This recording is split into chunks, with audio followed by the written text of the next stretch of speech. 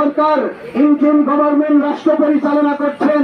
নির্বাচন কবে হবে, ইলেকশন কবে হবে, তারপরে সংসদ কবে বসবে, আইন কবে পরিবর্তন হবে, এতদিন পর্যন্ত মা বোনদের ইজ্জত আমরা কোন ধর্ষকের হাতে ছেড়ে দিতে পারবো না।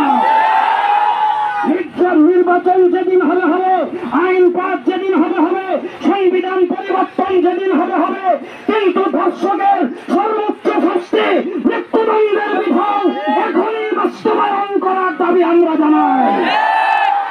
তার কারণ